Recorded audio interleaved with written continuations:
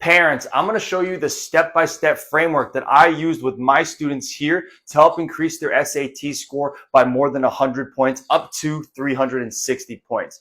For those of you guys who don't know me yet, my name is Jared Wynn. I'm the founder and director of Geometry Gurus SAT Prep. And at this point in my career, I've helped hundreds of students increase their SAT score so that they can go to their dream colleges or qualify for scholarships. In every single video that I post, I give you guys one actionable step to help your teen increase their SAT score. With that being said, let's go straight into it. We have 4-star students that came out of the June SAT. Now, their last names are gone for privacy reasons, but Arnav, who is in 9th grade, he is going into 10th grade, he took this the summer of his freshman year. He went from a 1080 starting to a 1440.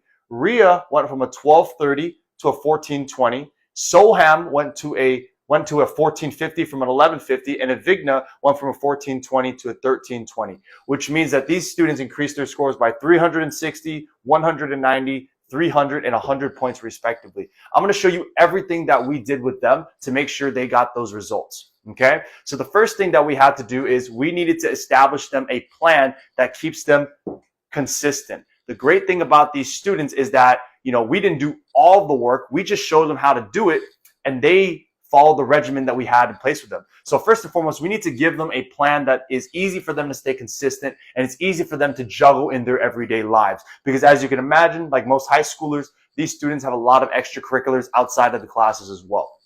So how did we do this? The first thing that we did was we diagnosed and we enhanced. We needed to figure out which of the 64 SAT concepts are these students spending the most time on, and which ones are they getting wrong consistently. And when I say spending the most time on, I mean on the test. What questions are causing them to stumble and panic on the test day? That's what I mean by that. Once we have that information, we can give them real SAT problems that mimic those same problems that they're missing right now. But most importantly, we give them a laser targeted plan that prevents them from working on things that they're already good at. So over here at Geometry Gurus, we do not believe in just giving work for the sake of giving work.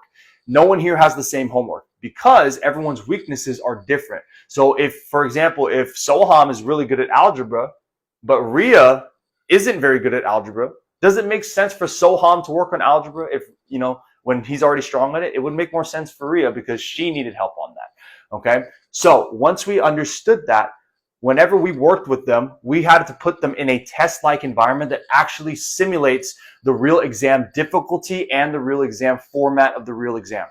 What I mean by that is not enough just to mindlessly do practice problems. It's not enough just to do problems with no pressure at all because you're not going to see it like that on the actual exam. And that's where a lot of students kind of go wrong. They go into the exam and they're thinking, oh, I practiced for this over and over again. But in reality, they really didn't because they lacked the ability to simulate the test environment. So even though they understand the concepts in theory, but when they took the exam, they were just, they were completely took off guard because they weren't practicing it in those exam-like conditions at home. Okay. Now, the regimen that we had these students follow is 40 problems a day, 20 for math, 20 for English. Now, why 20 problems a day? Why 20 problems a day for English and why 20 problems for math? It's because 40 problems a day takes approximately 30 to 60 minutes based on the difficulty of these problems. My students do not have the luxury of spending multiple hours a day on SAT prep. They're student athletes. They're in clubs. They're in extracurriculars. They have to make sure that everything they do is impactful, which means that for these 40 problems a day, they have to, the only reason why it worked and the only reason why it didn't take so long for them is because everything they do here is targeted to their weaknesses. Again, we do not believe in busy work here. These problems must be targeted or else you're just doing random work, and that's not what we want them to do.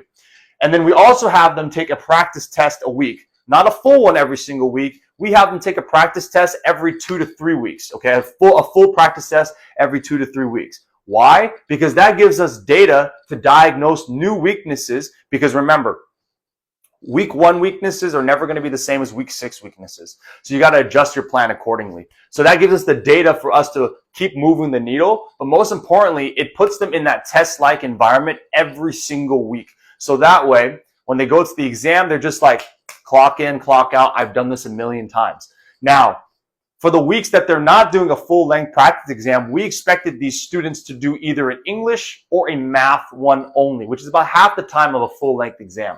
The reason why we do that is because if we do a practice test every single week for the 8 to 12 weeks that they're here, they're going to burn out and they're going to hate the process.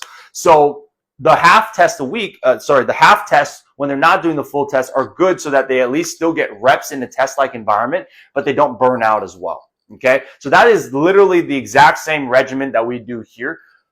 The most difficult thing for most students is just that first part, figuring out where it is that they need the most help. Okay, once you figure out where you need the most help, you can attack those areas. But then, like we said in step 2, we want to make sure that, we're not just giving problems that mimic those areas. We want to make sure we're breaking down bad habits. And most importantly, we're teaching them the real way to do these problems. So figure out conceptually where are they lacking and strategically where are they lacking.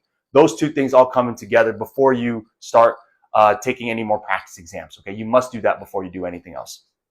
With that being said, that is the exact framework, guys, that we did with Arnav, Ria, Soham, and Avigna to get these massive score increases that you're seeing. Okay, now if you want some more help to apply this strategy to your team's unique situation, all you need to do is send me an email or send me a Facebook message. I'll be more than happy to help you point you guys in the right direction. No obligation. You don't need to work with me. Just let me know how I can help. All right. Have a great rest of your day, and I'll see you guys in the next one.